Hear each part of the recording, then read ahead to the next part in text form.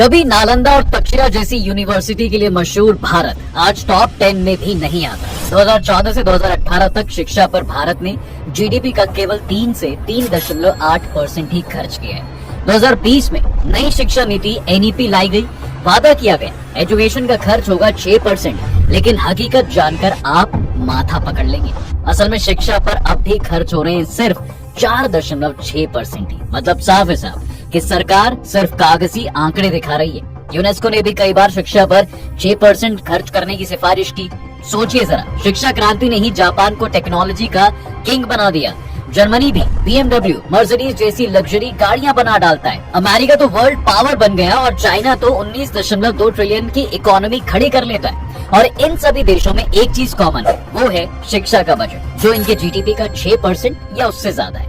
लेकिन हम 4th largest economy होने के बाद भी कई छोटे इकोनॉमी वाले देशों से भी कम खर्च कर रहे हैं। तो सवाल है साहब कि भारत शिक्षा क्षेत्र में कहां पीछे रह गया, एजुकेशन सिस्टम में क्या है चुनौतियां और बाकी के देश कैसे आगे निकल गए। जानेंगे इन सभी सवालों के जवाब आज की इस वीडियो में। तो चलिए एकदम शुरू से शुरू करते हैं।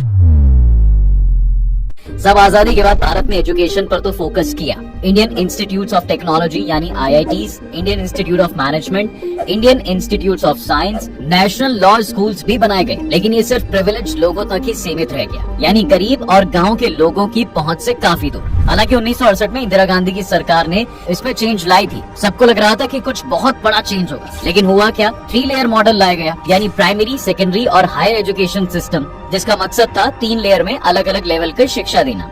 फर्स्ट प्राइमरी एजुकेशन, कक्षा 1 से 5 तक, फोकस था हर बच्चे तक बेसिक पढ़ाई पहुंचे। सेकेंड सेकेंडरी एजुकेशन, क्लास 6 से 12 तक, इस लेवल पर बच्चों को जनरल सब्जेक्ट्स पढ़ाए जाते थे, जैसे कि गणित, विज्ञान, इतिहास, भूगोल वगैरह। मकसद था बच्चों को हायर एजुकेशन और नौकरी कामकाज के लिए तैयार करना। तीसरा हायर एजुकेशन, कॉलेज और यूनिवर्सिटी लेवल की पढ़ाई, इसमें ग्रेजुएशन, पोस्ट ग्रेजुएशन और रिसर्च कराई जाती थी।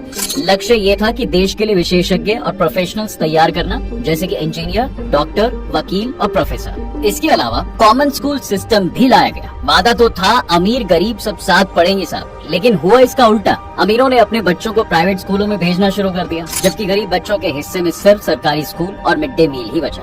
उस समय एजुकेशन मॉडल तो बदला, लेकिन असली प्रॉब्लम बनी रही। Common school system program fail हो गया। अब सबसे बड़ा सवाल है कि ऐसा हुआ क्यों।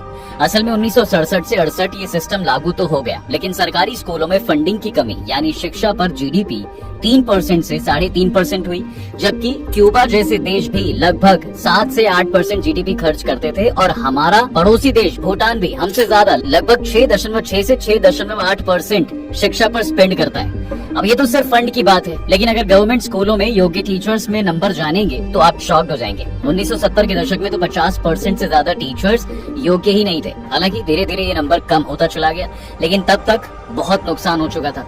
और क्वालिटी एजुकेशन भी बिल्कुल उस पर ध्यान ही नहीं दिया गया, जिसके कारण आज भी 47% बच्चे क्लास 1 से 12 तक प्राइवेट स्कूलों में ही पढ़ते हैं। इसके साथ एक और बड़ी गलती हुई, बच्चों को स्किल डेवलपमेंट, प्रैक्टिकल लर्निंग और क्रिटिकल थिंकिंग सिखाने की बजाय रटंत शिक्षा में झोंक दिया गया। प्रैक्टिकल प्रोजेक्ट्स की जगह थियरी और वोकेशनल ट्रेनिंग तो बस कागज पर ही रह गई थी। नतीजा ये हुआ कि स्टूडेंट स्किल डेवलप करने के टाइम को किताबों और एग्जाम पास करने में ही खपाने लगे, और यही सिस्टम लंबे समय से चलता आ रहा था। लेकिन 2020 में मोदी गवर्नमेंट ने एजुकेशन पॉलिसी में एक बहुत बड़ा चेंज किया। वो पॉलिसी थी NEP 2020। बड़े बड़े दावे किए गए, खूब प्राइम टाइम शोज हुए। कहा गया कि इससे एजुकेशन सिस्टम पूरी तरह बदल जाएगा। सामाजिक और आर्थिक बैकग्राउंड से ताल्लुक रखने वाले स्टूडेंट्स को भी समान शिक्षा मिलेगी। लेकिन NEP में भी वही गलती दोहराई गई। ना ही बजट 6% हुआ और ना ही सबको समान एजुकेशन मिल रही है, यानी एक दावा तो झूठा हो गया। अब इतना ही नहीं, वहीं एजुकेशन स्ट्रक्चर भी बिल्कुल बदल दिया गया। 10+2+3 को हटाकर 5+3+3+4 मॉडल लाया गया। पहला, इस मॉडल में पहले 5 साल फाउंडेशन स्टेज होगी। इसमें प्री प्राइमरी और क्लास 1 और 2 शामिल हैं, और इस दौरान बच्चों को अर्ली चाइल्डहुड केयर और बेसिक स्किल्स सिखाने पर फोकस किया जाएगा। दूसरा, इसके बाद है साहब 3 साल इसमें है प्रेपरेटरी स्टेज। अब कहने को तो इसमें सिर्फ क्लास 3 से 5 तक ही है, लेकिन इस लेवल पर ही बच्चों को एक्टिविटी बेस्ड लर्निंग के साथ और बेसिक कोडिंग सिखा दी जाएंगी। थर्ड है नेक्स्ट 3 साल यानी मिडिल स्टेज, क्लास 6 से 8। इस दौरान सभी स्टूडेंट्स को वोकेशनल ट्रेनिंग यानी industrial training, hands on projects और क्रिटिकल थिंकिंग करने की ट्रेनिंग होगी। चौथा और आखिरी 4 साल जो सेकेंडरी स्टेज है, क्लास 9 से 12, इसमें मल्टी डिसिप्लिनरी अप्रोच को शामिल भी किया जाएगा। यानी अब साइंस, कॉमर्स और आर्ट्स ही ऑप्शन नहीं होंगे, बल्कि बच्चे अपनी रुचि के अनुसार सब्जेक्ट्स मिक्स कर सकेंगे। अब ये सब सुनने में अच्छा तो लगता है, लेकिन असली सवाल है कि क्या अब गरीब और अमीर बच्चे बराबर हो जाएंगे? इसका सीधे सीधे तो कोई जवाब नहीं दिया जा सकता, लेकिन समझने के लिए कुछ ग्राउंड रियलिटीज देखनी होगी। आज भी भारत के गवर्नमेंट स्कूलों में लगभग 20% अनट्रेन्ड टीचर्स हैं। करीब 46 से 54% सरकारी स्कूलों में तो इंटरनेट या कंप्यूटर है ही नहीं। गांव में तो हालत और भी ज्यादा खराब है। इतना ही नहीं, देश में 1.1 लाख सिंगल टीचर स्कूल हैं। यानी पूरे स्कूल में एक टीचर है जो कई सब्जेक्ट्स को पढ़ाता है। और सैकड़ों स्कूलों में तो बेसिक एमिनिटीज, इलेक्ट्रिसिटी, टॉयलेट और बैठने की व्यवस्था तक नहीं है। अब सोचिए, ऐसी कंडीशन में सरकार के लिए एनईपी को लागू करना कितना आसान होगा। पहले बेसिक सुविधाएं पूरी करनी होंगी, टीचर्स को ट्रेन करना होगा, लैब की व्यवस्था सभी स्कूलों में करनी होगी। इसके अलावा एग्जिस्टिंग प्राइवेट प्लेयर के साथ कोऑर्डिनेशन भी बनाना होगा। ये सब तो एजुकेशन से जुड़ी प्रॉब्लम है। चलिए, बाकी अभी सबसे बड़ी प्रॉब्लम है इमोशंस और भाषा का सम्मान। जब इस एजुकेशन पॉलिसी में 3 लैंग्वेज पॉलिसी लाई गई तो साउथ के स्टेट में विरोध होने लगा था। ये तो आप सबको याद ही होगा। अब इस मैटर को भी सॉर्ट आउट करने का एक बड़ा चैलेंज है। खैर, यही वो फर्क है साहब जिसने भारत को पीछे छोड़ा और डेवलप्ड देशों को आगे कर दिया। जहां भारत ने दशकों तक सिर्फ थियोरेटिकल एजुकेशन पर जोर दिया, वहीं डेवलप्ड देशों ने उल्टा रास्ता चुना। अब आगे की स्टोरी स्टार्ट करने से पहले एक बात क्लियर कर देता हूं कि आगे जितने भी एजुकेशन बजट बताएंगे सब उस कंट्री की जीडीपी की परसेंटेज होगी और सभी डेटा बिजनेस स्टैंडर्ड के रिपोर्ट पर बेस्ड है। खैर, अब वापस से आते हैं अपनी स्टोरी पर। देखिए, जापान द्वितीय विश्व युद्ध के बाद तबाह होने के बाद वहाँ के विजनरी लीडर ने 1950 से ही टेक्निकल इंस्टीट्यूट्स और वोकेशनल स्कूल्स पर फोकस करना शुरू कर दिया था। यही कारण था कि 1970s आने तक ये इलेक्ट्रॉनिक्स और रोबोटिक्स में दुनिया का लीडर बन गया। आज जो भी हम सोनी, टोयोटा, होंडा जैसी कंपनियां देखते हैं या फिर यूज करते हैं, ये सभी उसी एजुकेशन मॉडल की ही देन है। वही सेकेंड वर्ल्ड वॉर में खंडन हो चुका Germany dual vocational training system अपनाता है और इसी सिस्टम ने जर्मनी को इंजीनियरिंग और ऑटोमोबाइल मैन्युफैक्चरिंग का हब बना दिया। BMW, मर्सिडीज, ऑडी, वॉक्सवैगन जैसी लग्जरी कार्स दुनिया को जर्मनी ने दी।